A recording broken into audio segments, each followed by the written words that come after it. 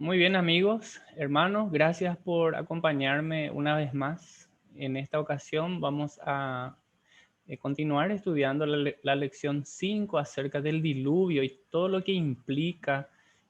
Algunos creen que la tierra no ha sufrido ningún cambio desde la creación, pero sin embargo, al leer la Biblia nos damos cuenta que hubo un tiempo antes y un tiempo después del diluvio. Y en esta tarde-noche vamos a ver eh, tres puntos principales de cómo afectó la tierra posterior al diluvio. Recordemos que el diluvio fue un juicio de parte de Dios.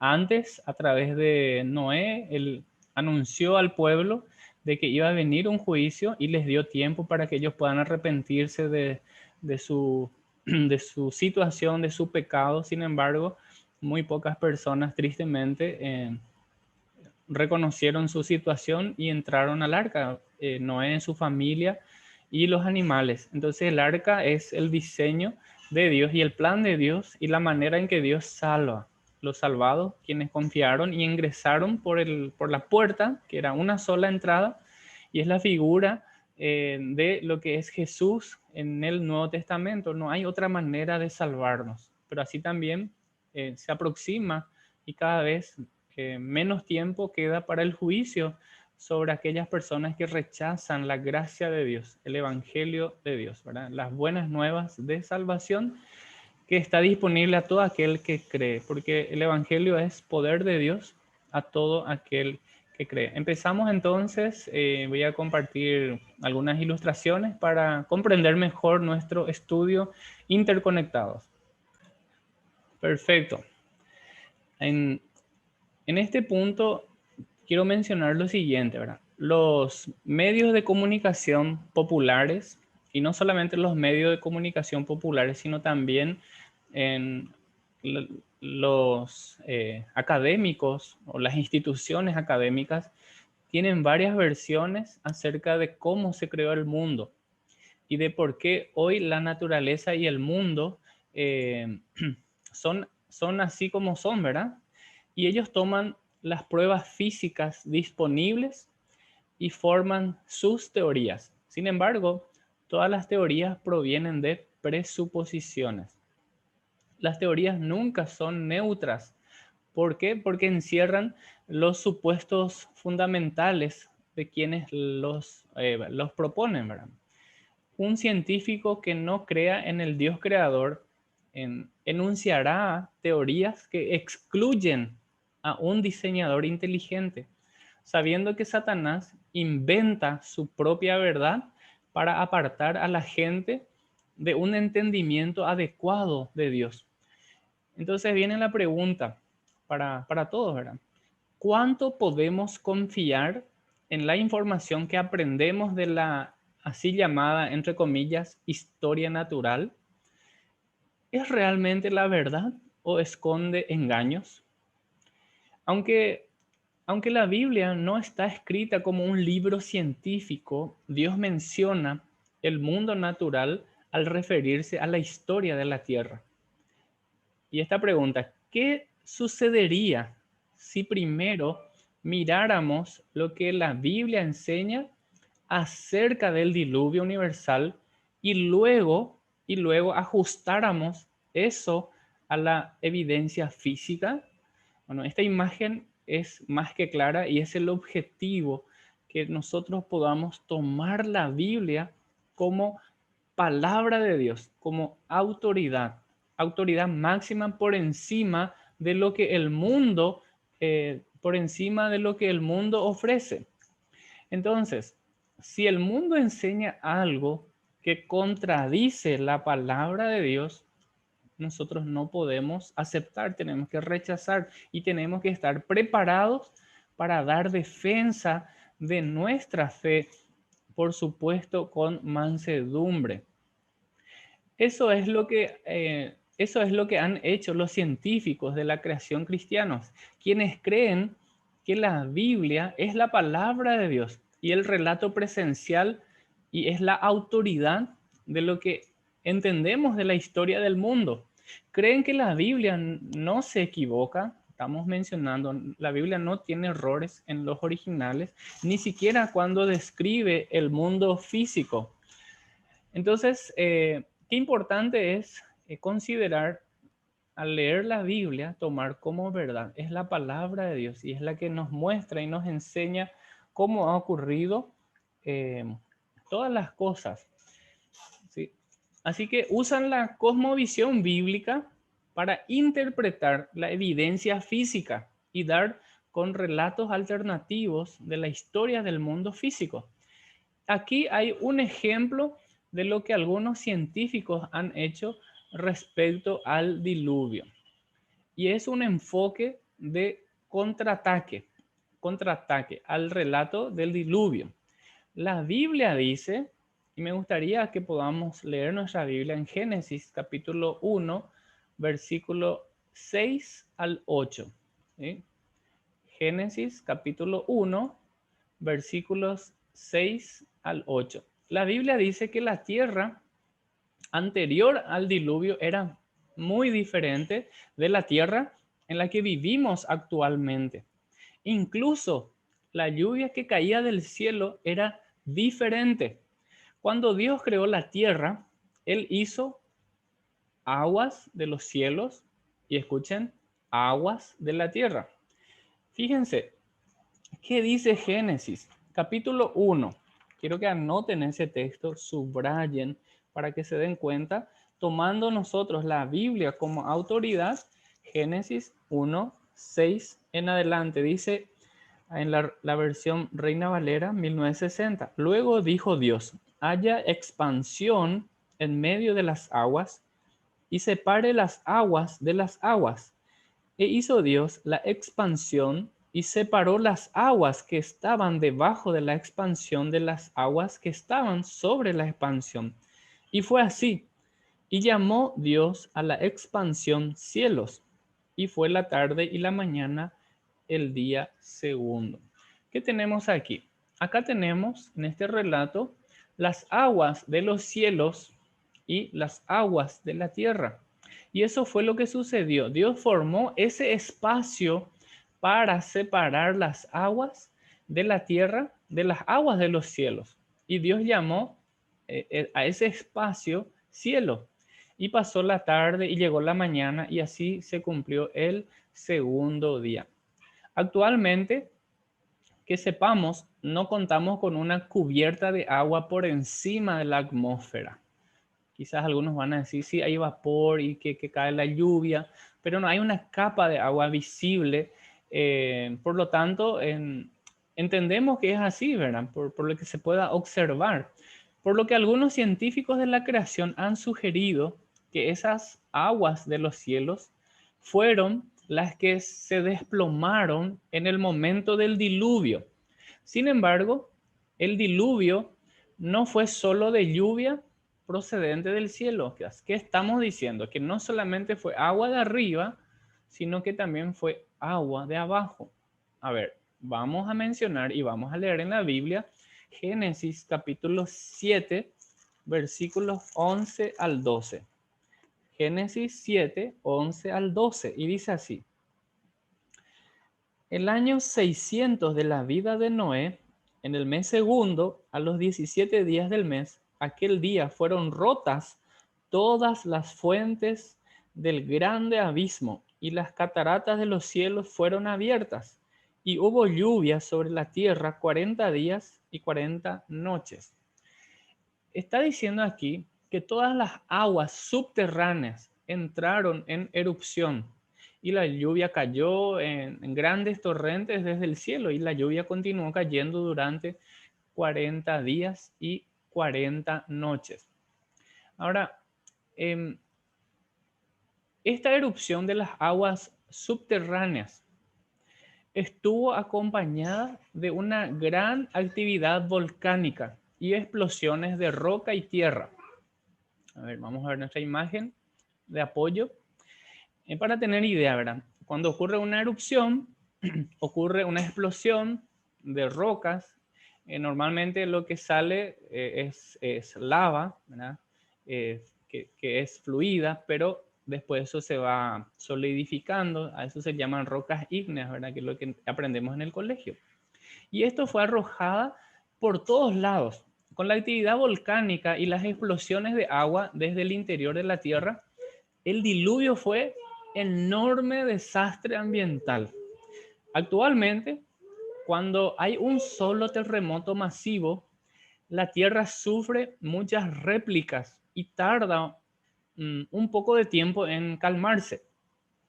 Imaginen cuánto tiempo tardó en calmarse la Tierra tras terremotos simultáneos a nivel mundial. Este largo periodo, hasta calmarse totalmente, tuvo un enorme impacto en el hombre. Aunque no tenemos información de todo lo que sucedió, contamos con algunos detalles para entender a grandes rasgos los principales cambios que la Tierra experimentó tras ese diluvio universal. Y vamos a mencionar tres. Número uno, las montañas se elevaron y los valles se hundieron. Repito, número uno, las montañas se elevaron y los valles se hundieron. En primer lugar, Dios nos dice que las montañas se hicieron mucho más altas y que los valles se hicieron mucho más profundos. Pero me vas a decir, ¿y dónde dice eso? Bueno, les invito para que puedan leer en su Biblia Salmos 104, versículos 6 al 9. Salmos 104, versículos 6 al 9. Y dice así la palabra de Dios, 104, 6 al 9. Con el abismo como con vestido la cubriste. Sobre los montes estaban las aguas. A tu reprensión huyeron, al sonido de tu trueno se apresuraron. Subieron los montes, fíjese, verso 8, descendieron los valles al lugar que tú les fundaste, les pusiste término, el cual no traspasarán, ni volverán a cubrir la tierra. Qué interesante esta declaración porque le puso un término y la tierra ya no sería cubierta de agua. Dice en otra versión, vestiste a la tierra con torrentes de agua, agua que cubrió aún las montañas. A tu orden el agua huyó al sonido de tu trueno, salió corriendo. Las montañas se elevaron y los valles hundieron hasta el nivel que tú decretaste. Después fijaste un límite para los mares, para que nunca más cubrieran la tierra. Qué interesante. Entonces, las montañas se elevaron, los valles se hundieron. ¿Y qué tenemos más?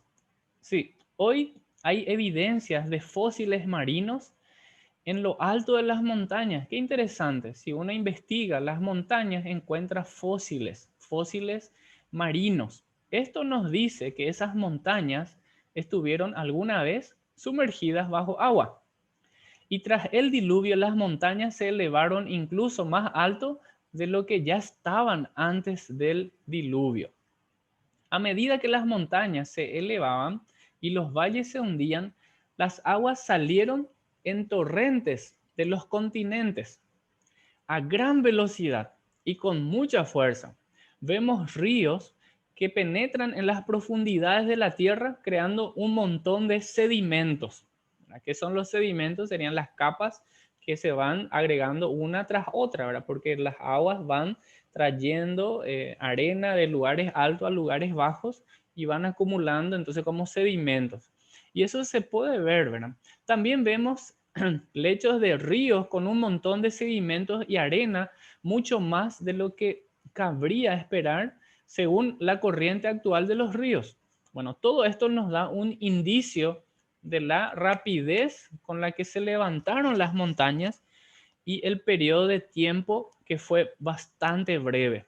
O sea, en muy poco tiempo ocurrió elevación de las montañas y los valles que se precipitaron, se hundieron, formando sedimentos, capas. Qué interesante observar esto. Las continuas réplicas durante el periodo posterior al diluvio estuvieron acompañadas de una gran actividad volcánica. Por ejemplo, los campos de lava en el noroeste del Pacífico de los Estados Unidos y Canadá cubren áreas que son muchas veces más grandes que la peor de las erupciones volcánicas actuales. También hay evidencias de grandes lagos interiores, o se le llama charcas, que quedaron después del diluvio. Por ejemplo, vemos evidencias de que en Utah y en el desierto, incluso en el desierto del Sahara, hubo en algún momento grandes lagos interiores. Bueno, en el punto 1, en esta noche, vemos la elevación de las montañas y los valles que se hundieron. La palabra de Dios como evidencia. Recordemos, hermanos, que nuestra norma de fe y conducta es la palabra de Dios. Es la autoridad, es verdad, la Santa Biblia, la palabra de Dios. Ahora, continuemos. Segundo, en el primero mencionamos montañas elevadas, valles hundidos. En el segundo, vamos a hablar un poco de la atmósfera. ¿Cómo era la atmósfera? En el segundo punto, vamos a ver que la atmósfera era más fría. La atmósfera era más fría. Entonces, continuando con nuestro estudio, vamos a mencionar esto. En segundo lugar, cuando la corteza de la Tierra se rompió y chorros de agua subterránea salieron disparados hacia el cielo, esto creó terremotos y erupciones volcánicas por todo el mundo. Estas erupciones debieron ser continuas durante meses tras el diluvio.